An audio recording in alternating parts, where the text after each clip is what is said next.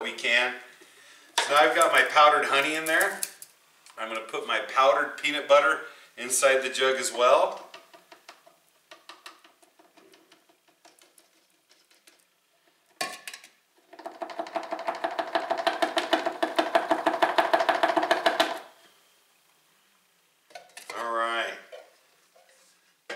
So now our jug has honey and peanut butter in it. And it's from our stocked shelf, right? This is stuff that we're dehydrating and making ourselves to keep for long-term storage. And now it's time to turn it into a little something more fun than just what it is. Alright. Now, remember, if you're using anything hot, it's going to be warm and hot. Make sure you give a little breathing room so it doesn't flash back out at you with the vapors and stuff of the cold and the hot mixing together.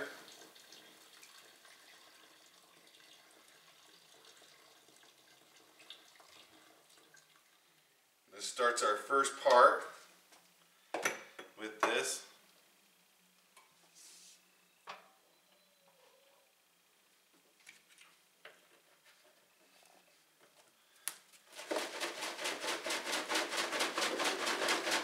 Now it should already give us like a caramel peanut butter color, right? Because we're using dehydrated honey, which is going to give us a little caramelization.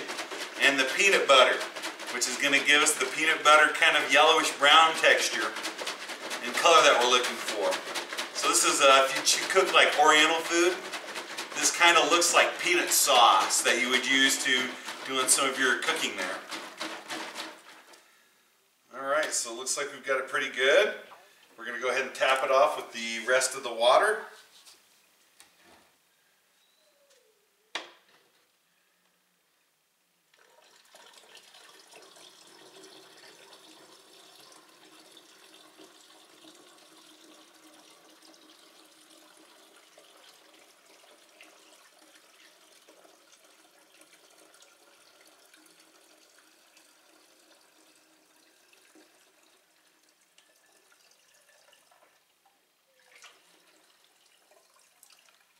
One thing about working in like your kitchen, if you did forget anything or you spill something, at least you have an area where you can clean up. I made a mead using sugar beets once. Went all the way to the Holly sugar beet factory and got my sugar beets. Took them home, processed them, and I was going to make a braggot where you heat up and blend grains to it. It was like my kid's volcano experience of orange stuff just flowing everywhere, man. It was a disaster. It was a really good looking smelling mead, and I didn't get to taste any of it. So always make sure that you're using a place that if you do make a mess, you can clean it up. And just be calm and careful when you do it. Like I said, you're going to be working with some hot objects. When you're cutting fruit, you're going to be using knives. So just make sure you use all your safety precautions as you should. But I've got the jug filled up with enough headroom to get the activation from the fermentation. Let me give it one more little shake here to make sure everything is dissolved and ready to go.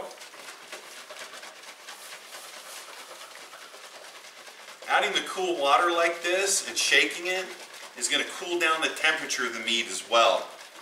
And we're going to show you some different things of why to do this. This gets air inside here, which helps the oxidation for the yeast to work. Yeast needs a couple components. One is sugar and nutrients. We're hoping the peanut butter gives it enough nutrients to want to eat the sugar.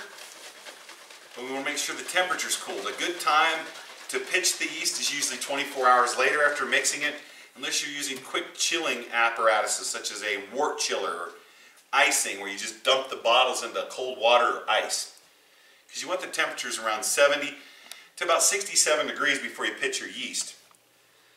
So what we're going to do is we pull out our candy thermometer, and due to the fact that it's not clear, you're not going to be able to see too much of what it is, so we do what we call a dunk.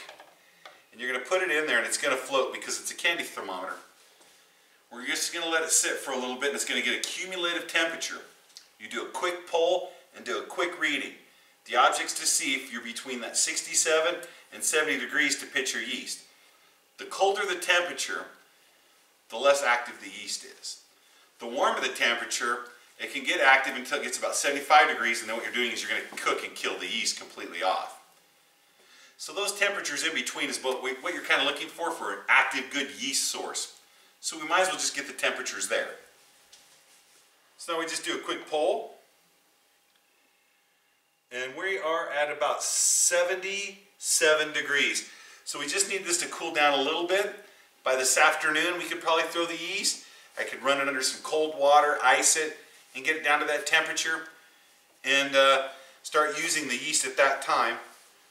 But I usually let mine sit for 24 hours, and I pitch the next day. This allows for the yeast to make sure that it's completely integrated with the sugars. I don't want any hot, cold spots. I want to make sure it's all blended evenly and ready to go. The next thing we're going to do is we're going to do a hydrometer reading. And the best way to do a hydrometer reading is to get a hydrometer tube, take your funnel, stick it on the top. Remember to always hold your tube so it doesn't fall, and brace it up to let the air ventilation come out so it doesn't blow anything off or back heave on you.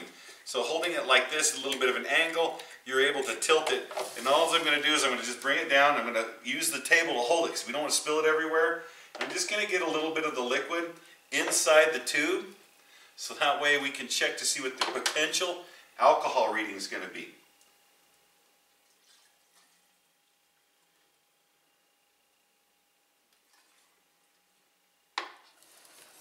It smells like peanut butter. It smells really good. So this is a hydrometer.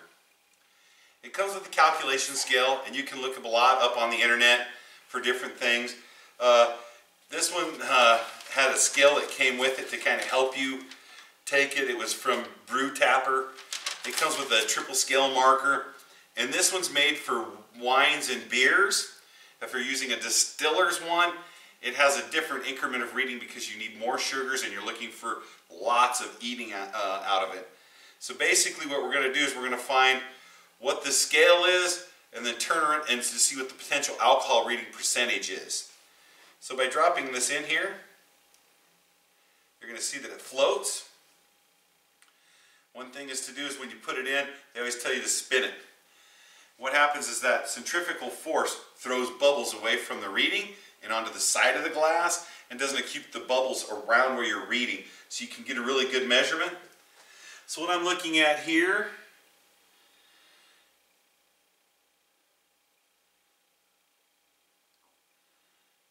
nice.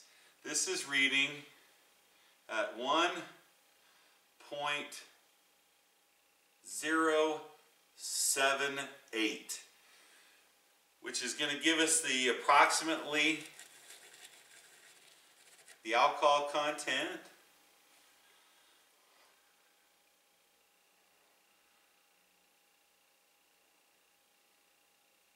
Around 15%.